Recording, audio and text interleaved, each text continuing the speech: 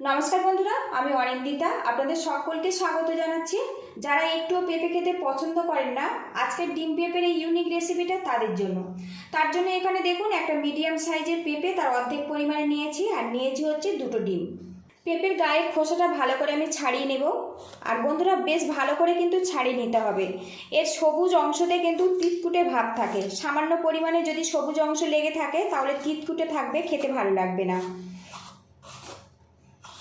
পেঁপে খাওয়া কিন্তু আমাদের স্বাস্থ্যের জন্য ভীষণ ভালো। আজকের রেসিপিটা যেমন হেলদি, সাথে কিন্তু খুবই পুষ্টিগুণে ভরপুর একটা রেসিপি।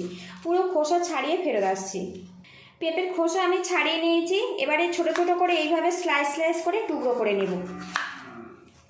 আর বন্ধুরা, রান্না করতে করতে বাকি মশলাগুলো আপনাদের সাথে আমি শেয়ার করব।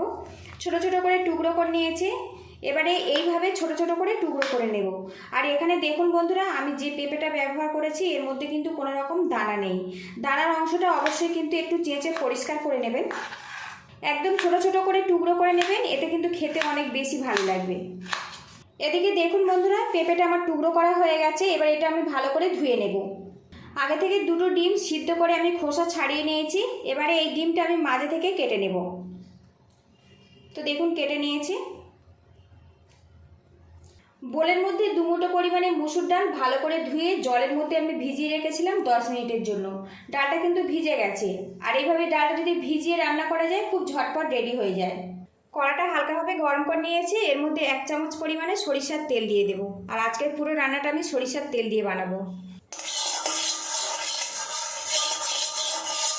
এই তেলের মধ্যে দিয়ে দেবো তেজপাতা। এবার এর মধ্যে দিয়ে দেবো পেঁপে। পেঁপেটা বেশ কিছুক্ষণ নাড়াচাড়া করে একটু ভাজা ভাজা করে নেব। এতে করে পেঁপের গায়ে যে জলীয় ভাব সেটা কিন্তু চলে যাবে।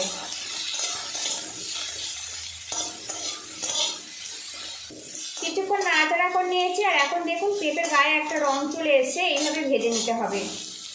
এবারে এর মধ্যে দিয়ে দেবো সামান্য পরিমাণে পেঁয়াজ কুচি, দিয়ে দেবো টমেটো কুচি, আর একটু নাড়াচাড়া করে নেব। পেঁপে খুব হেলদি সবজি, সেই জন্য কম তেল মশলাতে এটা রান্না করব। এবারে এর মধ্যে দিয়ে দেব মুসুর ডাল। মুসুর ডাল দিয়েছে, আরও একটু নাড়াচাড়া করে নেব। এবার এর মধ্যে দিয়ে দেব 1 চামচ পরিমাণে আদা বাটা। আদা দিয়েছি, সবজির সাথে একটু নাড়াচাড়া করে নেব, এতে আদার গন্ধটা কিন্তু চলে যাবে।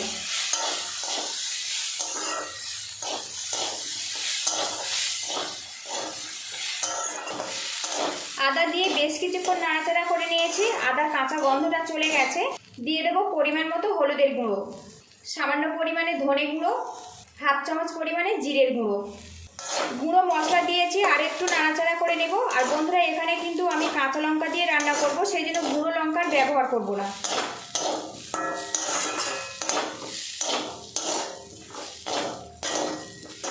সমস্ত মশলা দিয়ে কিন্তু বেশ করে ভেজে নিয়েছি। এবার এর মধ্যে জল দিয়ে দেব। ডাল আর পেঁপেটা সিদ্ধ হবে সেই মতো কিন্তু জল দিতে হবে। রান্না হয়ে যাওয়ার পরেও কিন্তু একটু ঘন ঘনভাবে রেডি হবে, সেই মতো জলটা দিতে হবে। ডাল আর পেঁপেটা কিন্তু বেশ ফুটে গেছে। এবারে এখানে দিয়ে দেব কাঁচা লঙ্কা। কাঁচা লঙ্কার মুখটা একটু করে ফাটিয়ে নিয়েছি। আর পুরো ঝালটা কিন্তু কাঁচা লঙ্কার ঝালেই হবে। গ্যাসের একটা মিডিয়ামে রাখবো, একটা পাত্র দিয়ে ঢেকে এটা রান্না করে নেব। এতে খুব ঝটপট ডাল আর পেঁপেটা কিন্তু সিদ্ধ হয়ে যাবে। ঢাকনাটা খুলে নেব। আর এখন দেখুন বন্ধুরা, ডালটা কিন্তু বেশ ভালো মতো সিদ্ধ হয়ে গেছে, আর পেঁপেটাও কিন্তু বেশ সিদ্ধ হয়ে গেছে। দেখুন বন্ধুরা, স্বাদ মতো লবণ দিয়ে দেব। দিয়ে দেব কয়েক দানা চিনি। নুন আর চিনিটা ভালো করে আমি মিশিয়ে নেব। এখানে কয়েকটা পেঁপে একটু ম্যাশ করে দেব, এতে গ্রেভিটা একটু ঘন ঘনভাবে তৈরি হবে। আর বন্ধুরা, আজকের রেসিপিটা যদি ভালো লাগে, প্লিজ বন্ধুরা একটা লাইক দিয়ে দেবেন।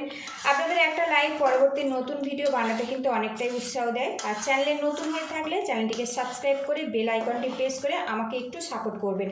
আর রেসিপিটা যদি সামান্য ভালো লাগে, আত্মীয় স্বজন বন্ধু বান্ধবের কাছে একটু শেয়ার করে দেওয়ার অনুরোধ করছি। এখন দেখুন বন্ধুরা, পেঁপে আর ডালটা কিন্তু বেশ ভালো মতো সিদ্ধ হয়ে গেছে। এবার এটা আমি নামিয়ে নিব।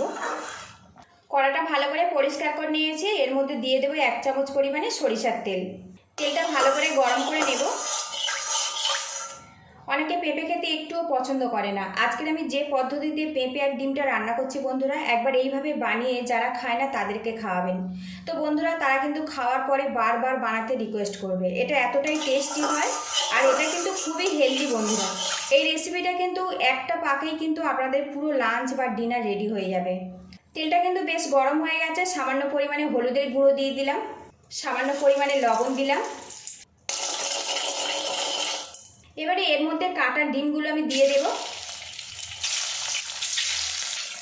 ডিমগুলো এবার উল্টে দেব। আর বন্ধুরা এখানে আমি দুটো ডিম দিয়ে রেসিপিটা বানাচ্ছি, আপনারা কিন্তু ডিমটা কম বেশি করে নিতে পারেন। ডিমটা হালকা করে ভেজে নিয়েছি, এবার এই ডিমগুলো আমি তুলে নেব। এবার এই তেলের মধ্যে 1/2 চামচ পরিমাণে গোটা জিরে দিয়ে দিলাম। জিরেটা ভালো করে ফোড়ন করে নিতে হবে, তবে কিন্তু জিরের গন্ধটা খুব সুন্দরভাবে বেরোবে। এবার দিয়ে দেবো 1 চামচ পরিমাণে রসুন থেঁতো। আর এখানে কিন্তু রসুনটা অবশ্যই থেঁতো করে ব্যবহার করবেন। রসুনটা আমি ভাজা করে নেব। রসুনটা ভাজা হয়ে গেছে, দেখুন বেশ লাল লালভাবে রেডি হয়েছে। এবারে এর মধ্যে ডাল আর পেঁপেটা দিয়ে দেব। প্রথমে অল্প পরিমাণে দিয়ে দেব।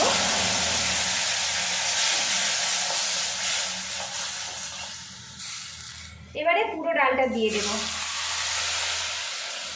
এই সময় আপনারা কিন্তু লবণটা অবশ্যই চেক করে নেবেন। ফোড়ন দেওয়ার পরে কিন্তু খুব বেশিক্ষণ রান্না করা যাবে না, এতে ফোড়নের গন্ধটা চলে যাবে। পেঁপেটা দেখুন বেশ ফুটে গেছে। আর এখন ঘনত্ব দেখুন বন্ধুরা, খুব বেশি পাতলা নয় আবার খুব বেশি ঘনও নয়। এখানে যেহেতু মুসুর ডাল আছে, ঠান্ডা হলে কিন্তু ঘন হয়ে যাবে। তবে এই রেসিপিটা কিন্তু একটু ঘন ঘন হলে তবে কিন্তু খেতে ভালো লাগবে, খুব বেশি পাতলা হলে কিন্তু ভালো লাগবে না। এবার এর মধ্যে সামান্য পরিমাণে দিয়ে দেবো গরম মশলা পাউডার। ভালো করে এটা মিশিয়ে নেব। এবারে এর মধ্যে দিয়ে দেবো ডিমগুলো। ডিম যেহেতু ভাজা আছে, কয়েক মিনিটের মধ্যে কিন্তু রান্না হয়ে যাবে। একটা পাত্র দিয়ে ঢেকে রাখবো 2 মিনিটের জন্য। ঢাকনাটা খুলে নেব। পেঁপে দিয়ে ডিমের রেসিপিটা কিন্তু বন্ধুরা পুরোপুরি আমার কমপ্লিট হয়ে গেছে। গ্যাস লিডটা আমি বন্ধ করে দেব। এবার এটা ঢেকে 5 মিনিটের জন্য রেখে দেবো, তারপরে আপনাদের সঙ্গে দেখা করছি। ডিম পেঁপে দিয়ে একেবারে কিন্তু নতুন স্বাদের রেসিপি কিন্তু আমি পুরোপুরি কমপ্লিট করে নিয়েছি বন্ধুরা। এর মধ্যে মুসুর ডাল দেওয়ার জন্য কিন্তু প্রচুর পরিমাণে প্রোটিনে ভরপুর, আর ডিম থাকার জন্য বাচ্চারা কিন্তু তৃপ্তি করে খেয়ে নেবে। এই রেসিপিটা কিন্তু আপনারা ভাত, রুটি, পরোটা সবইতে পরিবেশন করতে পারেন।